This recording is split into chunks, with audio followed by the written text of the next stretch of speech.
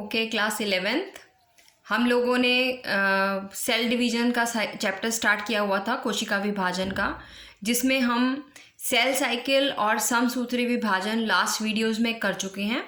अब मैंने जो स्टार्ट करवाना है आपको वो है अर्धसूत्री विभाजन, दैट इज़ मियोटिक डिवीजन। इसके नाम से ही क्लियर है ना, अर्धसूत्री मतलब जिसमें सूत्र आधे रह जाएंगे। सूत्र कौन से सूत्रों की बात कर रहे हैं हम यहाँ पे? गुण सूत्रों की बात कर रहे हैं। तो जहाँ पर हमारे गुण सूत्र आधे रह जाएंगे, इसी वजह से इसे हम रिडक्शनल डिवीजन भी बोलते हैं। और ये जो रिडक्शनल डिवीजन है इसमें गैमीट्स बनते हैं, युग्मक निर्माण होता है, राइट। तो ये जनरली जो मियोटिक डिवीजन है ये हमारे पास केवल जनन कोशिकाओं में होती है।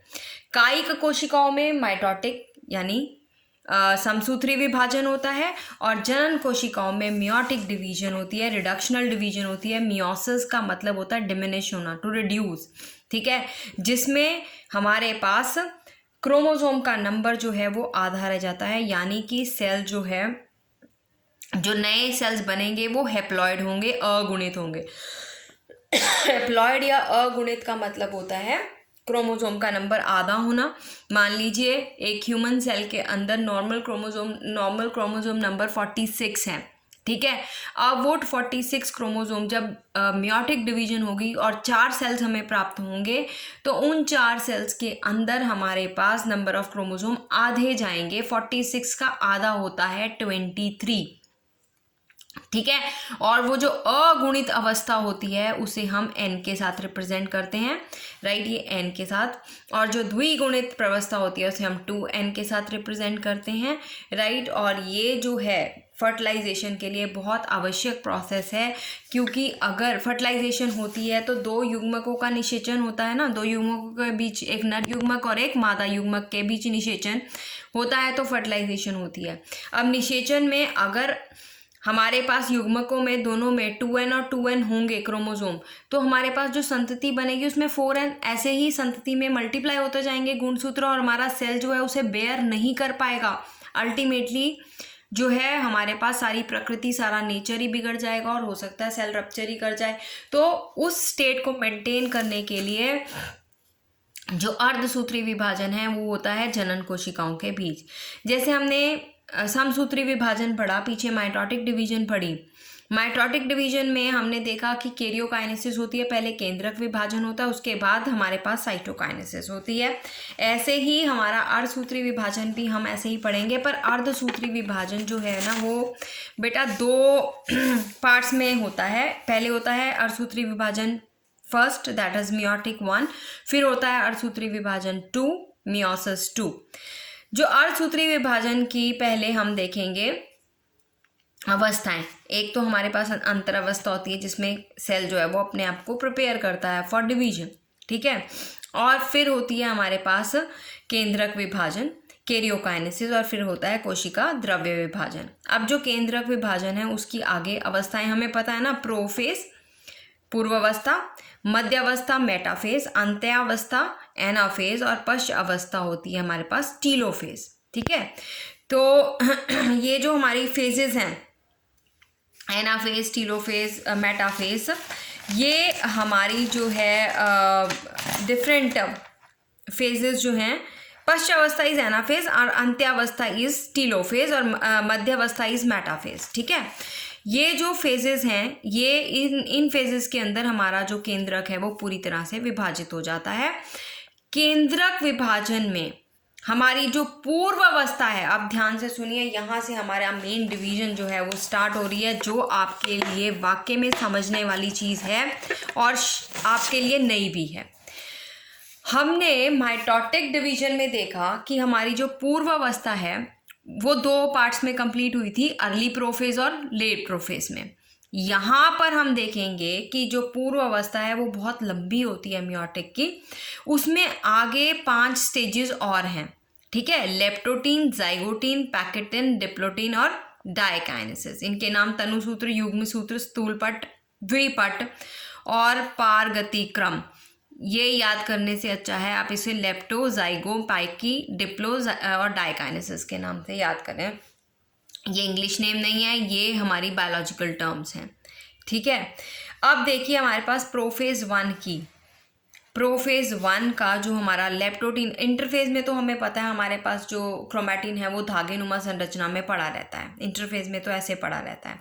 फिर लेप्टोनेमा स्टेज या लेप्टोटीन स्टेज, इसको हम लेप्टोनेमा भी बोलते हैं, राइट, और लेप्टोटीन भी बोलते हैं, राइट। लेप्टोनेमा, लेप्टो का मतलब होता है थिन और नेमा का मतलब होगा थ्रेड। तो यहाँ पर जो केंद्रक जाल जो हमारे पास इंटरफेज में अंतरावस्था में जो केंद्रक के अंदर जो जेनेटिक मटेरियल डीएनए है वो जाल के रूप में पड़ा है ना, तो वो खुलकर लंबे पतले धागों का आकार ले लेता है। लंबे और पतले धागे गुणसूत्र यहाँ पे ज़्यादा कंडेंस्ड होकर मोटे नहीं होते हैं, लंबे पतले धागों का आकार जो है वो ले लेते हैं लेप्टोटीन अवस्था में, ठीक है। और जो ये गुणसूत्र जो हैं ये आधे इनमें हमारे पास नर होते हैं, आधे मादा, यानी कि होमोलोगस क्रोमोसोम होते हैं। अब मैं आपको बताऊं समजात गुणसूत्र या होमोलोगस क्रोमोसोम, आप लोगों ने बहुत बार ये बात सुनी है कि समजात गुणसूत्र। बेटा हमारे पास, अब पहले ये वाली टर्म क्लियर करूँगी फिर मैं आगे बढ़ूँगी, तभी आपको ये जो विभाजन है वो समझ में आएगा। एक अगर हम मनुष्य की बात करें, मनुष्य की कोशिका की बात करें, ह्यूमन सेल की, ह्यूमन सेल अगर डिप्लॉयड है तो उसमें 46 क्रोमोसोम होते हैं, ठीक है। और ये 46 क्रोमोसोम हम कहते हैं ये पेयर्स में होते हैं। इतनी बात तो आप अपने 10th क्लास में पढ़ के आए हो। और कितने पेयर्स होंगे इसमें? 23 पेयर्स होंगे, राइट।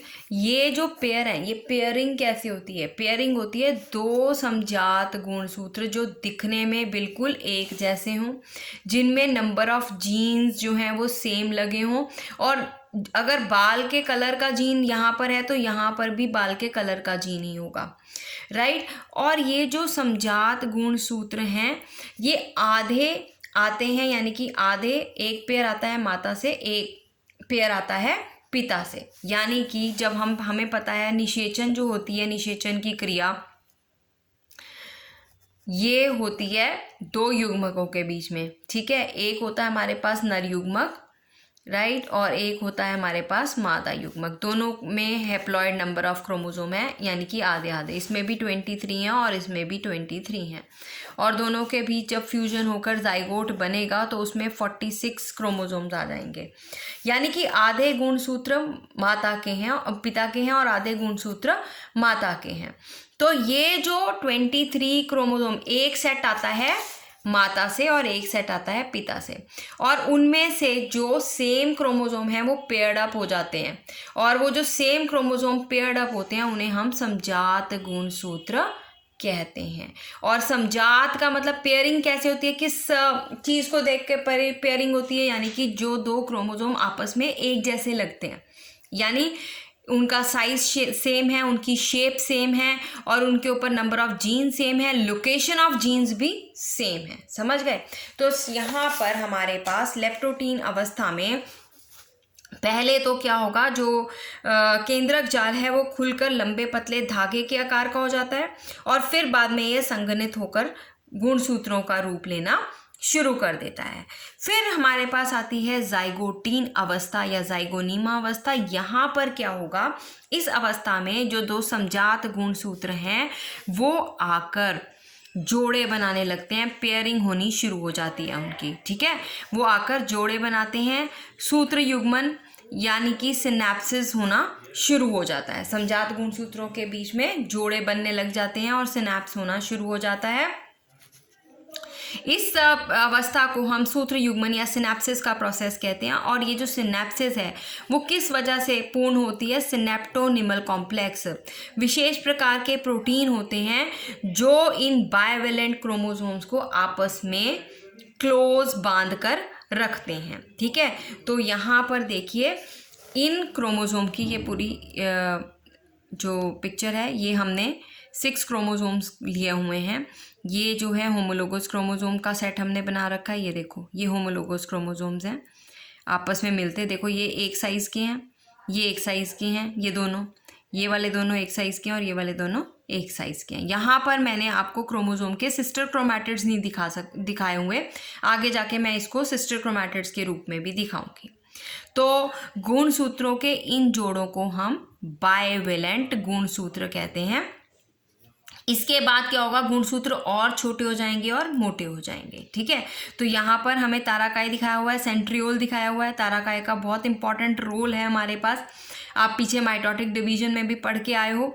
ठीक है, केंद्रिका है और जो न्यूक्लियर मेम्ब्रेन है ये पूरी इंटैक्ट है। माइटोसिस में हमने क्या देखा था कि लेट प्रोफेज आने तक हमारा जो न्यूक्लियर मेम्ब्रेन है वो क्या हो गई, डिसअपेयर होनी शुरू हो जाती है, डिसअपेयर ही हो जाती है ऑलमोस्ट, और हमारा केंद्रिका भी जो है वो भी क्या हो जाती है, डिसअपेयर हो जाती है। अभी प्रोफेज 1 जो मियोसिस 1 का है उसकी जाइगोटीन फेज में ये सारा कुछ जो है वो बना हुआ है। ठीक है, तो यहाँ पर समजात गुणसूत्र जोड़ों में सूत्र युग्मन दिखाते हुए, सिनैप्स दिखाते हुए ये जोड़े ये दोनों होमोलोगस हैं, आपस में समझात हैं, ये दोनों आपस में समझात हैं और ये दोनों आपस में समझात हैं। तो यहाँ पर मेन जो चीज़ होती है वो क्या होता है, वो होता है सिनैप्सिस यानी कि इनके बाइवेलेंट क्रोमोसोम्स जो हैं वो आपस में इकट्ठे हो जाते हैं। फिर हमारे पास थर्ड स्टेज आती है पैकेटिन स्टेज।